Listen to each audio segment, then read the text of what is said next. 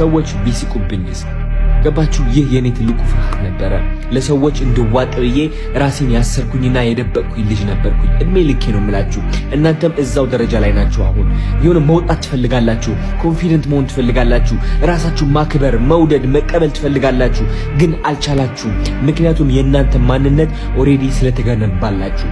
የእናንተ ማንነት ተገንብቶ ነው ያለው። የእናንተ ማንነት ምንድነው? አይናፋር፣ ፈሪ፣ ራሱን የሚጠላ፣ ራሱን የማይቀበል፣ በሰዎች በቀላሉ የሚተረብ፣ ድንን የሚል፣ ከሰዎች በታች እንደሆነ የሚያምን፣ ራሱን የሚከዳ፣ ዝም ብሎ እሺ ባይ ኖ ማለት የማያቅ፣ የሰዎች ስሜት ሁሌም በቃ የሚንከባከብ ሰው ናችሁ እናንተ። ይህ የእናንተ ማንነት ነው።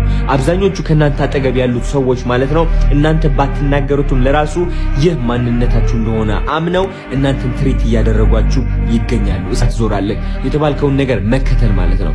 ልባችሁ ያላችሁን ነገር 100% ሰምታችሁ እግዚአብሔርን አምናችሁ ይገባኛል ብላችሁ እጃችሁን ጨብጣችሁ ስትነሱ ግን በረከታችሁ የእናንተ ይሆናል። የሚስቅባችሁ ሰው፣ የሚሳለቅባችሁ ሰው ቆይቶ የእናንተ በረከት በአይኑ ሲያፈጥበት ይደነግጣሉ።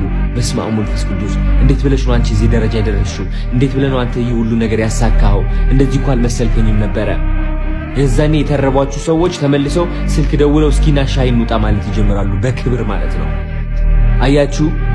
የዛች ቀን ታስተውላላችሁ ህይወታችሁ እንዴት አባቱ እንደተቀየረ። አሁን ግን ይህ ነገር ሊታያችሁ አልቻለም። ለዛም ነው ጋራንቲ ስለምትፈልጉ መለወጥ አልቻላችሁም። እነዚህ ሁሉም ሰዎችም ሉዝ አድርጌ የሚተርቡኝም የሚሳለቁኝም ሰዎች ወደ ግራ ወደዛ አውጥቼ ግን ባይሳካልኝስ የሰው መሳቂያ በሆንስ የሚል ፍርሃት አላችሁ። በዚህ ነው ደግሞ የእግዚአብሔር እምነት የሚመጣው። እግዚአብሔር ማመን አለባችሁ። እመን እንጂ አትፍራ ይላል። ገባችሁ? የማይታይ ነገር ነው የምታምነው።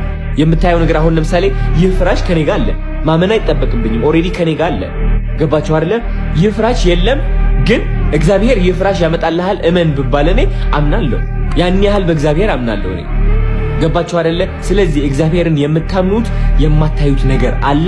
እሱ የማታዩት ነገር ደግሞ እግዚአብሔር ኦሬዲ እያመጣላችሁ እንደሆነ አምናችሁ ሙሉ ለሙሉ መንቀሳቀስና በኮንፊደንስ መራመድ ነው ማለት ነው። ያ ሁሉ ትችት፣ ስድብ፣ ተረባ፣ መሰላለቅ whatever it is ተቋቁማችሁ የምትፈልጉት በረከት ክፍያው እነዚህ ሁሉ ነገሮች ናቸው።